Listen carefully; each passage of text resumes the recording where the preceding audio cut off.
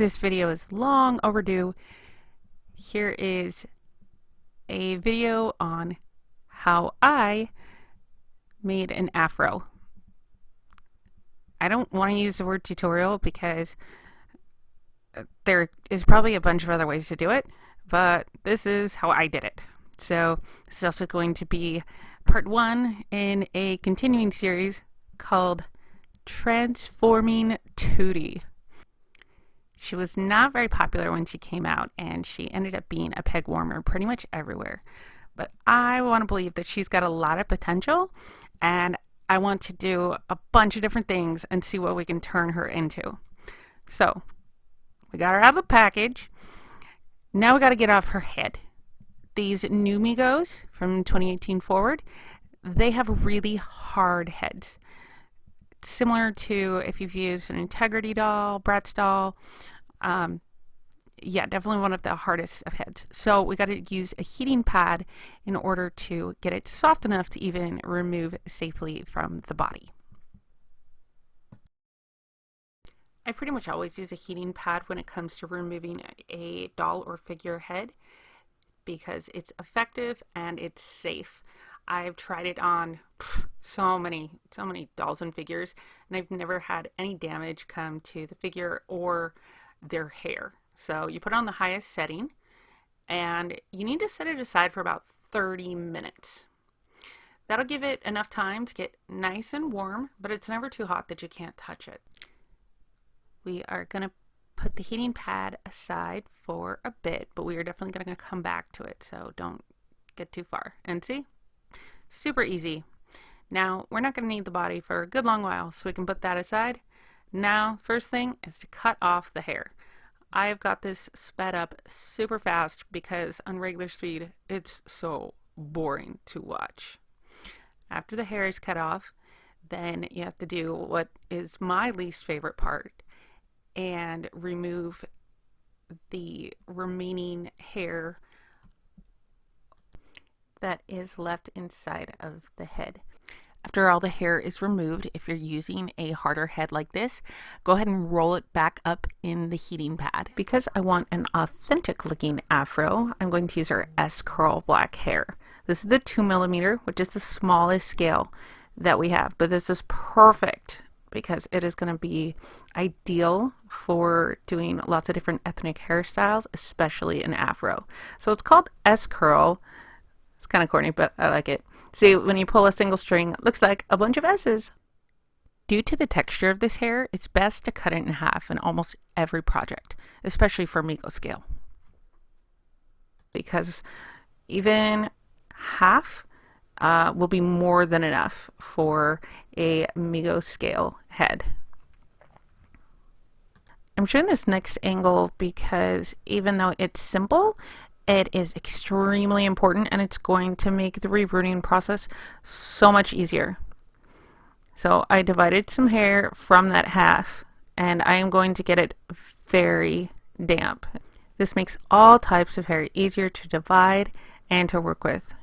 Sometimes I even will get the hair damp later in the middle of the rerooting process if I find that I'm having trouble separating.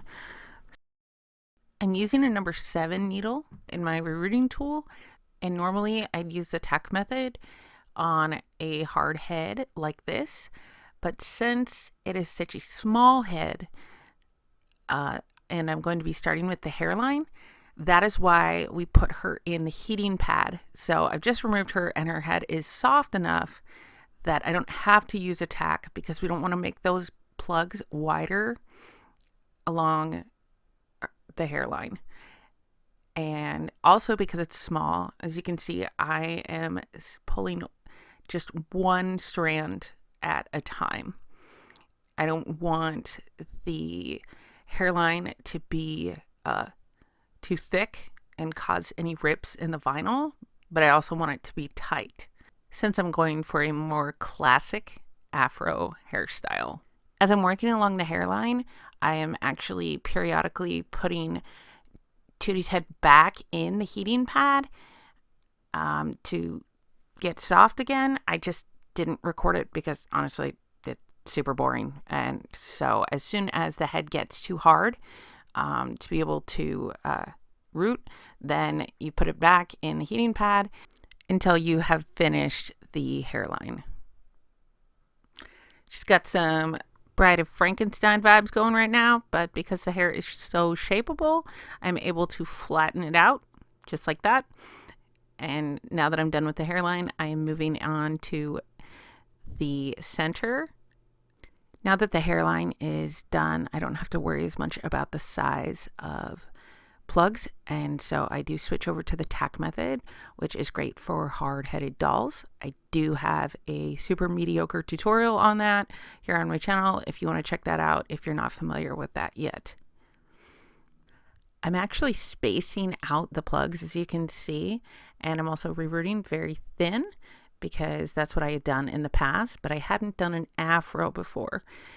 And I later find out that this is not the best idea.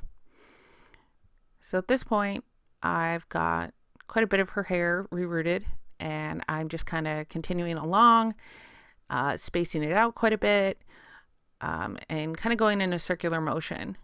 So I finish rerooting really quick, and I'm like, sweet, I'm done. And then as I'm looking over my final work, I'm looking at how uneven it is at the top, and how I'm not getting much of a round feeling, and I'm like, dang it. Okay, I gotta go back and reroot it much tighter and thicker. So I also decide to extend her hairline lower on the bottom and also reroot around her ears a little bit. And so I have to dig through her hair to find like the patches, which is way more time consuming, that I even had to edit out for time because it did take quite a while.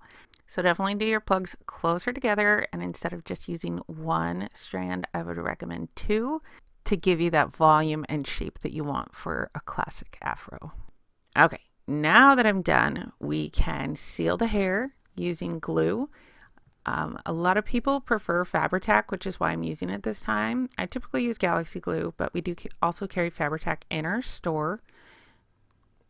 And my magical secret weapon is a straw that I use to push the glue up closer to the scalp, because you don't want it too close to the neck hole, or else you might not be able to get the head back on properly. I always recommend to leave the heads to dry overnight. A little piece of Fabri-Tac dried right there next to her neck hole, so we just pull that right out and be done with it. The glue dry, it is time to style this awesome afro. I'm going to be placing her head on a styling stand. This is perfect for styling and cutting hair. I'm getting started by getting the hair damp. I honestly don't know if this helped or not. I just thought it'd be a good idea. And then using my comb to make sure that all of the hair is going in the direction that I want it to before I start cutting. I'm always really cautious when cutting because I'd rather do it slow than do it too fast and then it get too short and then you can't fix that.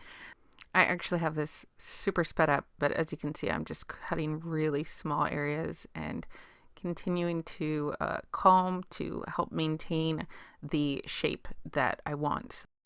Okay, maybe you don't have to cut in this small of sections, because even with the super sped up, it's taking me forever.